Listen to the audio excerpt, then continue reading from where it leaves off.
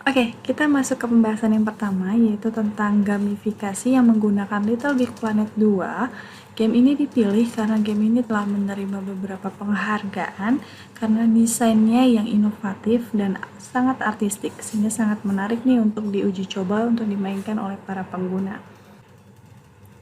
Nah, akan ada dua posisi nih. Yang pertama adalah posisi orang yang diobservasi dan posisi yang akan mengobservasi dan mewawancara. Bagi orang yang akan diobservasi adalah beberapa sampel yang diambil dari gamer ahli dan juga para perancang game. Kenapa mereka dipilih? Karena ketika seseorang memiliki minat yang tinggi, pasti dia akan melakukan suatu usaha dengan maksimal. Demikian juga para gamer dan perancang game ini dipilih karena mereka menguasai dan mengerti pengetahuan tentang game, sehingga mereka bisa melakukan sedikit koreksi atau mungkin ide-ide inovatif lainnya yang mungkin bisa ditambahkan terkait dengan aspek apa sih yang dibutuhkan untuk merancang sebuah game dengan baik. Para gamer dan perancang game ini akan diobservasi dan mereka harus melakukan 7 aktivitas utama. Di sini bisa kita lihat, yang pertama mereka akan memainkan game stage. Yang kedua akan bermain mini game untuk melakukan adaptasi terhadap game sehingga mereka punya pengalaman sebelum terjun melakukan game sebenarnya gitu ya. Yang ketiga, mereka akan menonton cerita atau alurnya seperti apa sih game ini gitu, tujuannya seperti apa sih. Jadi mereka punya latar belakangnya, mereka sudah mengerti. Dan yang keempat adalah mereka akan melihat tutorial atau prosedurnya, cara untuk atau langkah-langkah yang dilakukan untuk memainkan game ini seperti apa. Yang kelima, mereka akan menjelajah game dengan mungkin melihat level-levelnya seperti apa. Yang keenam, mereka akan menyesuaikan karakter sesuai dengan pilihan mereka. Dan yang ketujuh, beberapa orang sampel ini akan dibebaskan, mereka akan memulai dari level mana karena ada jenjang level di sana, dan mereka dibebaskan apabila mereka memiliki kepercayaan diri yang tinggi, tentu dia akan memilih level yang tinggi. Atau misalnya dia tidak punya pengalaman atau tidak termotivasi dengan game ini, pasti dia akan memilih level mungkin yang lebih rendah. Kurang lebih seperti ini teman-teman. Beberapa visualisasi sedikit tentang LBP2, mereka punya gambar-gambar dan artistik yang sangat menarik. Mereka juga memberikan beberapa reward untuk menaikkan minat. Kita masuk ke apa sih yang dilakukan para peneliti. Mereka mengambil langkah awal. Ada 3 metode yang digunakan. Yang pertama adalah studi literatur. Studi literatur ini digunakan mereka untuk mencari aspek-aspek yang akan dilakukan atau diobservasi.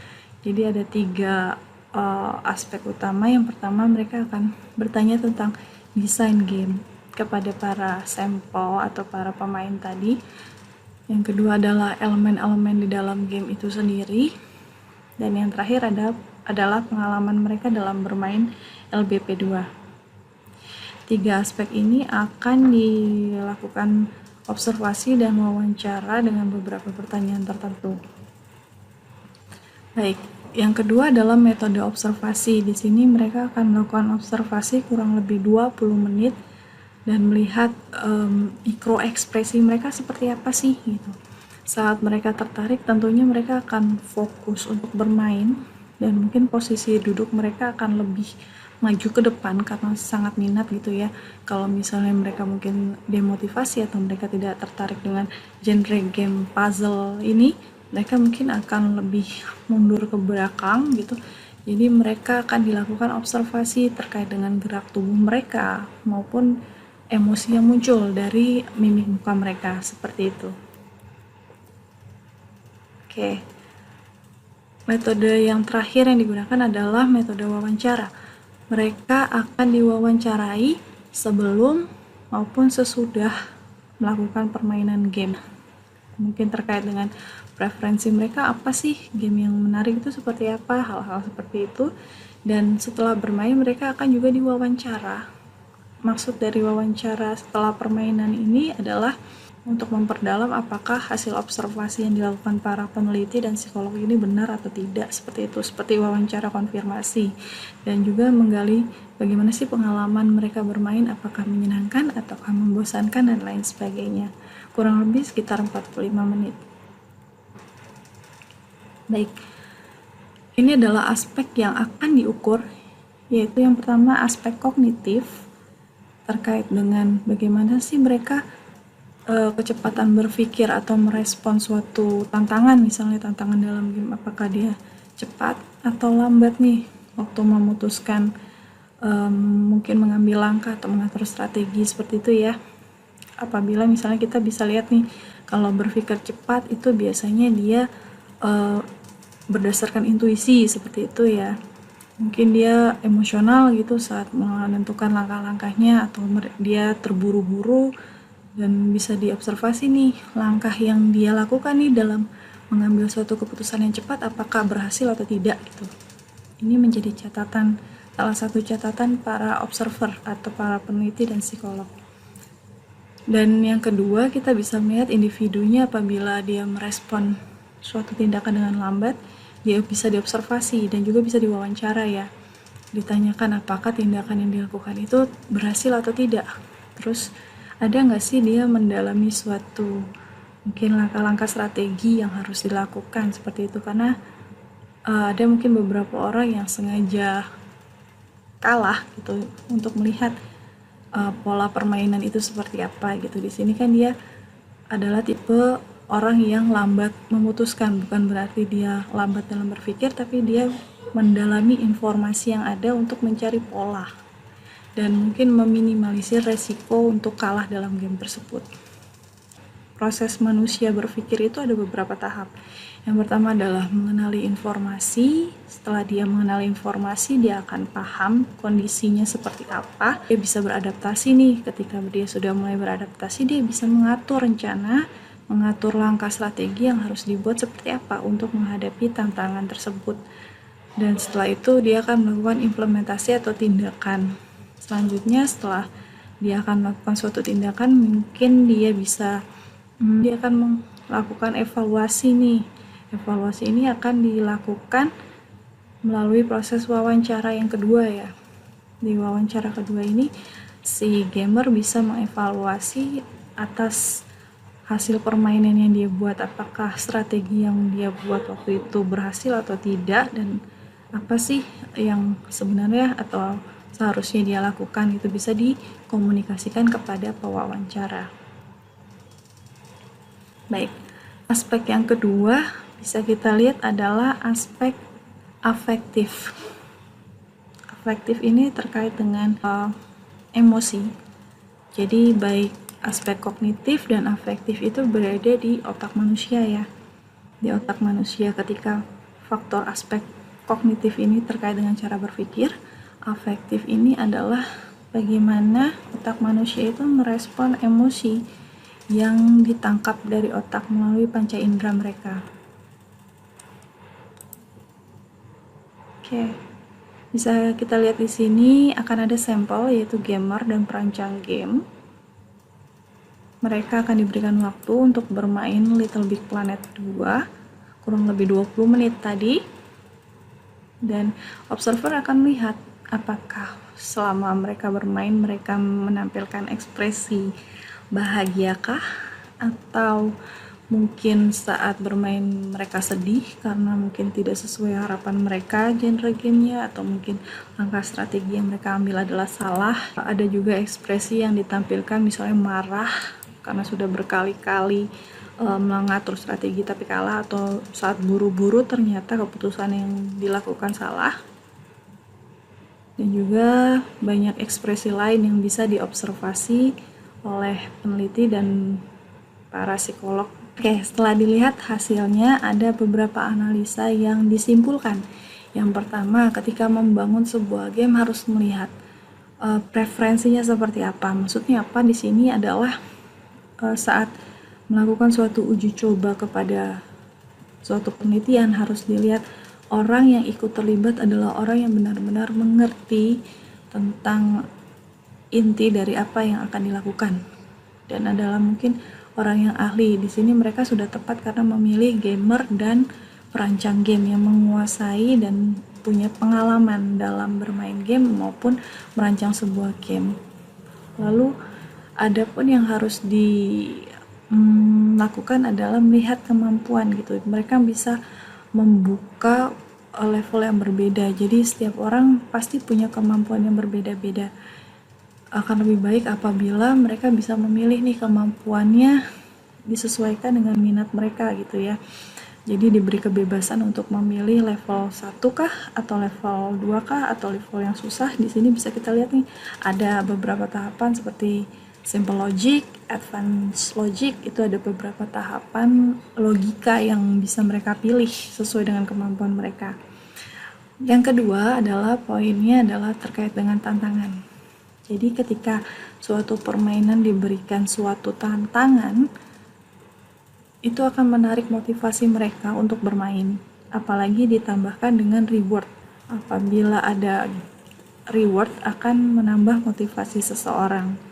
Dan yang ketiga, hal yang terpenting adalah visualisasi. Apabila memiliki suatu game yang menarik maupun dari gambar, dari visualisasi, dari pergerakan, itu akan menarik mereka untuk mengetahui atau ingin melihat lebih jauh nih apa sih atau dunianya seperti apa sih di level yang berikutnya, dan itu akan menambah minat mereka dalam bermain seperti itu. Mungkin sekian untuk LBP 2, kita lanjut ke GeoGame Adventure yang akan dibahas oleh Mas Tufa. Saya akan menjelaskan tentang GeoGame Adventure atau pembelajaran geometri berbasis game. Di dalam Peraturan Menteri Pendidikan dan Kebudayaan Indonesia Nomor 22 Tahun 2016 menyatakan, salah satu prinsip wajib pembelajaran adalah pemanfaatan teknologi informasi dan komunikasi untuk meningkatkan efisiensi dan efektivitas belajar siswa. Dewan Nasional Guru Matematika menganjurkan integrasi teknologi dalam pembelajaran matematika. Amanat ini mendorong para praktisi pendidikan matematika membuat media pembelajaran dari teknologi yang menarik untuk dipahami siswa. Sebuah aplikasi game dapat dirancang dengan berbagai cara untuk menciptakan pengalaman bermain yang menyenangkan, menggunakan kegiatan yang menantang, persaingan dan tujuan, aturan, dan pilihan untuk desainer pembelajaran. Karakteristik ini dapat digunakan dengan cara yang berbeda, karena sikap karakteristik menawarkan sejumlah peluang untuk desain game inovatif yang memfasilitasi pembelajaran.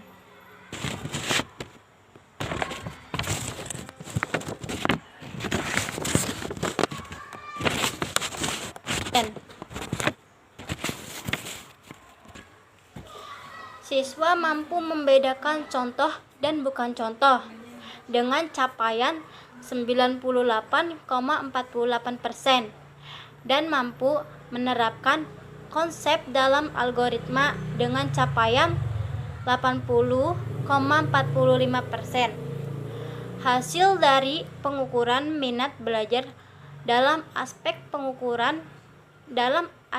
afektif menunjukkan bahwa pendekatan pembelajaran berbasis game dari 65,36% menjadi 84,84%. Game ini berhasil menarik minat belajar siswa meningkat setelah menggunakan media GeoGame Adventure. Sekian pembahasan tentang GeoGame Adventure dari saya. Materi selanjutnya akan dibahas oleh Putih. Terima kasih. Nah, untuk gamifikasi selanjutnya adalah gamifikasi Youngbook Palace in My Hand. Gamifikasi ini dibuat untuk memperoleh hasil psikologis tujuan wisata kapal pesiar.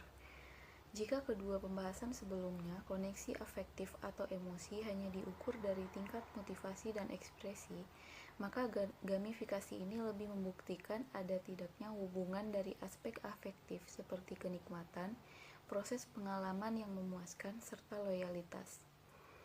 Nah, sedangkan untuk aspek kognitifnya lebih ke arah pengetahuan dari beberapa sampel orang tentang situs warisan budaya. Untuk pengukuran aspek kognitif dan afektif dapat kita lakukan dengan 3 hal. Yang pertama yaitu ada affordance, yang kedua ada psikologis hasil, dan yang ketiga ada hasil perilaku. Yang pertama yaitu affordance, di mana lebih mengutamakan misi dan penghargaan yang dapat memunculkan pengalaman yang mengarah ke hasil psikologis, seperti tingkat kepuasan, keterlibatan, aliran, atau menunjukkan perilaku serta pengetahuan yang lebih baik dalam pembelajaran. Yang kedua adalah psikologis hasil, di mana aktivitas gamifikasi mencakup tantangan dan tugas yang menghasilkan ketegangan atau stres psikologis. Lalu yang terakhir adalah hasil perilaku. Hasil perilaku yaitu menimbulkan stres positif yang disebut dengan eustress terkait emosi positif seperti kegembiraan, kepuasan, dan kebahagiaan. Aplikasi menyediakan elemen cagar budaya dalam 3 mode berbeda yang menstimulasi konstruksi sistematika berpikir individu dalam mengolah narasi dan menyimpulkan narasi sendiri. Terdiri dari mode umum, mode perjalanan waktu, dan mode perjalanan pengalaman. Terdapat elemen seperti misi, kuis, perangko, dan hadiah. Ketika sampai di tempat bersejarah, mereka akan mempelajari informasi penting tentang objek wisata melalui aplikasi atau sumber informasi mengenai tempat tersebut sebagai informasi yang menambah fungsi kognitif terkait pengetahuan. Pengunjung akan mengikuti kuis atau misi, misalnya diminta mengambil gambar dari objek wisata pada tahapan tertentu, kemudian baru bisa pindah ke objek wisata berikutnya. Ketika misi diselesaikan, maka akan ada sertifikat elektronik yang akan diberikan. Efek gamifikasi bermanfaat untuk meningkatkan minat belajar dengan menikmati perjalanan dan pengalaman saat bermain. Tantangan dalam game ini berupa tugas dan misi yang harus diselesaikan. Di sini, pemain mendapatkan pengetahuan tentang budaya dari informasi yang disampaikan dalam permainan melalui petunjuk, kuis, informasi, dan arah. Hal ini dimanfaatkan pengunjung untuk mengakses informasi secara sistematik. Mencerna informasi akan menstimulus cara kerja si individu berpikir dan mencerna informasi yang disediakan tentang situs warisan budaya. Ada fitur unik di aplikasi gamifikasi, yaitu kontrol waktu untuk relaksasi dan membuat misi serta tugas baru dalam suatu kondisi. Ketegangan dan relaksasi adalah sumber kepuasan bermain dan menikmati proses permainan ini. Pengguna aplikasi akan menjelajahi situs wisata bersejarah dan merasakan misi serta tantangan dalam setiap langkah, dari mudah ke sulit karena terdiri dari beberapa level. Selanjutnya yaitu dampak negatif dari gamifikasi Gyeongbuk Palace in My Hand, yaitu yang pertama, akan berbeda kenikmatan pengunjung yang melakukan perjalanan nyata ke istana Gyeongbuk. Yang kedua, situs cagar budaya sering dianggap tidak aktif dan membosankan. Akibatnya, beberapa orang akan enggan untuk mengunjunginya. Nah, sedangkan dampak positif dari gamifikasi ini adalah para pengguna aplikasi ini akan mendapatkan pengetahuan seperti instruksi, alur cerita, spot pemberhentian selama gamifikasi. Itulah hasil presentasi dari kelompok kami, kelompok 2 psikologi. Jika ada kesalahan, kami mohon maaf. Sekian dari kami. Assalamualaikum warahmatullahi wabarakatuh.